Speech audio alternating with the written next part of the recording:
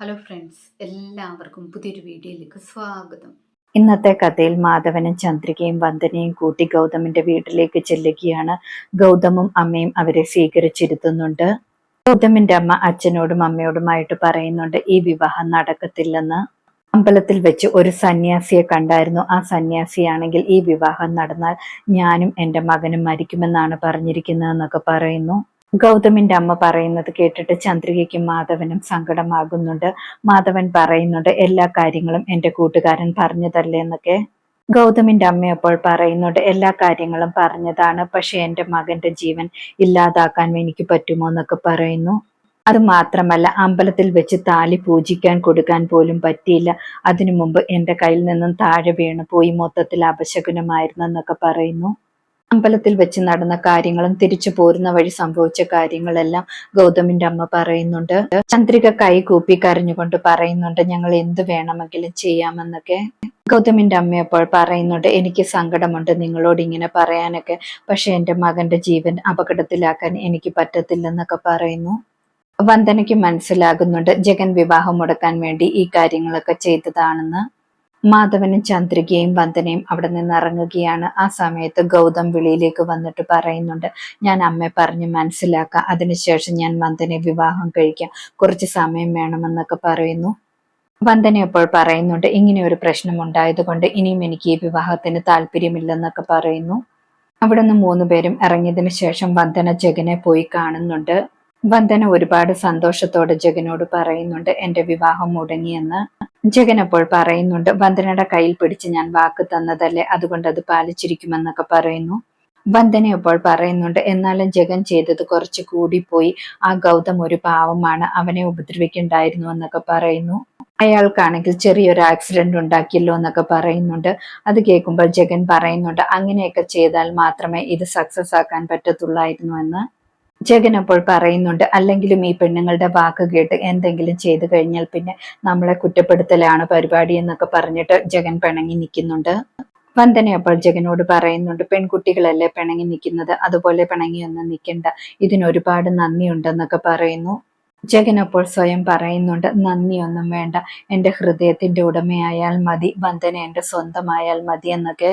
ജഗൻ പോകാൻ തുടങ്ങുകയാണ്. ആ സമയത്താണെങ്കിൽ ജഗന് പെട്ടെന്ന് ഒരു കോൾ വരുന്നുണ്ട്. ജഗൻ ഫോണിൽ സംസാരിച്ചിട്ട് പെട്ടെന്ന് വരാമെന്ന് പറഞ്ഞിട്ട് ബൈക്കിൽ കയറുന്നുണ്ട്. വന്ദന അപ്പോൾ ചോദിക്കുന്നുണ്ട് എങ്ങോട്ടാണെന്ന്. ജഗൻ അപ്പോൾ പറയുന്നുണ്ട് ഒരു പാവ അമ്മയാണെങ്കിൽ കുടിയൊഴിപ്പിക്കാൻ നോക്കുന്നുണ്ട്, ഞാൻ അങ്ങോട്ട് ചെന്നാലേ ശരിയാകത്തുള്ളൂ എന്നൊക്കെ പറയുന്നു. വന്ദന അപ്പോൾ പറയുന്നുണ്ട് അടിയും പിടിയും ഒക്കെ അപ്പോൾ ഉറപ്പാണല്ലേ, എന്തായാലും ജഗൻ സൂക്ഷിക്കണമെന്ന് പറയുന്നു. ജഗൻ അത് കേൾക്കുമ്പോൾ സന്തോഷമാകുന്നുണ്ട്. ജഗൻ അപ്പോൾ പറയുന്നുണ്ട് എന്തായാലും വന്ദന എന്നോട് ഇങ്ങനെ പറഞ്ഞതല്ലേ, ഞാൻ സൂക്ഷിച്ചോളാം എന്നൊക്കെ പറയുന്നു. ശേഷം കാണിക്കുന്നത് കുറുപ്പിന്റെ വീട്ടിലേക്ക് നീലിമയും നീലിമയുടെ അച്ഛനും അമ്മയും വന്നിട്ടുണ്ടായിരുന്നു. എല്ലാവരും കൂടെ ബിസിനസ് കാര്യങ്ങളും വീടിനെ കുറിച്ചുമൊക്കെ സംസാരിക്കുന്നുണ്ട്. നീലിമയുടെ അച്ഛനും അമ്മയും ജഗനെ തിരക്കുന്നുണ്ട്, ഇതുവരെയും വന്നില്ലല്ലോ എന്നൊക്കെ പറയുന്നു. ജഗന്റെ അമ്മ ജഗനെ ഫോൺ വിളിച്ചിട്ട് നീലിമയും ഫാമിലിയും വന്നിട്ടുണ്ട്, നീ പെട്ടെന്ന് തന്നെ വരണമെന്ന് പറയുന്നു. ജഗൻ അപ്പോൾ പറയുന്നുണ്ട് എനിക്ക് അർജന്റായിട്ടൊരു ജോലിയുണ്ട്, അരമണിക്കൂർ കഴിഞ്ഞ് വരാമെന്ന് പറഞ്ഞ് ഫോൺ വെക്കുന്നു. ജഗന്റെ അമ്മ അപ്പോൾ പറയുന്നുണ്ട് അവൻ എന്തോ വലിയ പണിയിലാണ്, അരമണിക്കൂർ കഴിഞ്ഞ് വരാമെന്നൊക്കെ പറയുന്നു. നീലിമയുടെ അച്ഛനും അമ്മയും പറയുന്നുണ്ട് ഞങ്ങൾ വന്നിട്ട് പോലും ജഗൻ ഒന്ന് കാണാൻ വരുന്നില്ലല്ലോ എന്നൊക്കെ.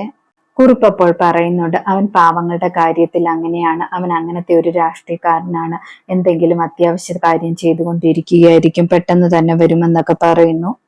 പിന്നീട് രാത്രിയിൽ വന്ദന കുളിച്ചിട്ട് വെളിയിലേക്ക് വരുമ്പോൾ സുചിത്ര ചോദിക്കുന്നുണ്ട് ഇപ്പൊ എന്തിനാണ് 2 നേരം കുളിക്കുന്നതെന്നൊക്കെ. വന്ദന അപ്പോൾ ചൂടായിട്ടാണെന്നൊക്കെ പറയുന്നു. സുചിത്ര വന്ദനയുടെ കഴുത്തിലേക്ക് ശ്രദ്ധിക്കുമ്പോൾ മഞ്ഞ ചരട് കാണുന്നുണ്ട്. വന്ദനയോട് ചോദിക്കുന്നുണ്ട് എന്താണ് ഈ ചരട് കെട്ടിയിരിക്കുന്നതെന്ന്. വന്ദന അപ്പോൾ പറയുന്നുണ്ട് എന്റെ മാല പൊട്ടിപ്പോയി, മാലയുടെ ലോക്കറ്റ് ചരടിൽ കോർത്തിട്ടതാണെന്നൊക്കെ പറയുന്നു. സുചിത്ര അപ്പോൾ പറയുന്നുണ്ട് മഞ്ഞ ചരട് കല്യാണം കഴിച്ച പെൺകുട്ടികളാണ് കഴുത്തിലിടുന്നത്, അത് താലി കെട്ടുമ്പോഴാണ് ഇടുന്നത്, ഇത് നീ എന്തിനാണ് വെറുതെ ഇട്ടേക്കുന്നത്, എന്തായാലും വന്ദന ഇനിയും ഇതിടണ്ട, അതിങ്ങ് അഴിച്ചുതാ, ഞാൻ ആ ചരട് മാറ്റി വേറെ ചരടിൽ ലോക്കറ്റ് ഇട്ട് തരാമെന്നൊക്കെ സുചിത്ര പറയുന്നുണ്ട്. വന്ദന അപ്പോൾ അതൊന്നും വേണ്ട എന്നൊക്കെ പറയുന്നു. സുചിത്ര ഒരുപാട് തവണ ഇടാൻ പാടില്ല എന്ന് പറഞ്ഞ് നിർബന്ധിക്കുന്നുണ്ട്. വന്ദന അപ്പോൾ ദേഷ്യപ്പെട്ട് അതൊന്നും കുഴപ്പമില്ലെന്ന് പറഞ്ഞ് പോകുന്നുണ്ട്. സുചിത്ര അപ്പോൾ മനസ്സിൽ വിചാരിക്കുന്നുണ്ട് എന്തോ പ്രശ്നമുണ്ടല്ലോ, ഈ വന്ദനയ്ക്ക് എന്തു പറ്റിയെന്നൊക്കെ വിചാരിക്കുന്നു. വന്ദന റൂമിൽ പോയതിനു ശേഷം കഴുത്തിൽ കിടക്കുന്ന താലി എടുത്ത് നോക്കുന്നുണ്ട്. ആ സമയത്ത് ദിയമോൾ അവിടേക്ക് വരുന്നുണ്ട്. ദിയമോളെ കാണുമ്പോൾ വന്ദന താലി മറച്ചു വെക്കുന്നു. വന്ദനെ ദിയമോൾ കെട്ടിപ്പിടിക്കുന്നുണ്ട്. ദിയമോളെ അപ്പോൾ വന്ദന വഴക്ക് പറയുന്നുണ്ട്, കുസൃതി കൂടുന്നെന്നൊക്കെ പറഞ്ഞിട്ട്. ദിയമോൾ അപ്പോൾ പിണങ്ങുന്നുണ്ട്. വന്ദനാമ്മയ്ക്ക് ഒരുപാട് മാറ്റമുണ്ടെന്നൊക്കെ പറഞ്ഞിട്ട്. ആ സമയത്ത് വന്ദനയാണെങ്കിൽ ദിയമോളെ സോപ്പിടാൻ വേണ്ടി ചോക്ലേറ്റ് ഒക്കെ കൊടുക്കുന്നു. ദിയമോൾക്ക് ചോക്ലേറ്റ് കിട്ടുമ്പോൾ ഒരുപാട് സന്തോഷമാകുന്നു. ദിയമോൾ പക്ഷെ പറയുന്നുണ്ട്, വന്ദനാമ്മയ്ക്ക് എന്തോ ഒരു കള്ളത്തരം ഉള്ളതുപോലെയുണ്ട്, എന്തോ ഒരു മാറ്റമുണ്ടെന്നൊക്കെ പറയുന്നു. പുതിയൊരു വീഡിയോയുമായി വീണ്ടും കാണാം. താങ്ക്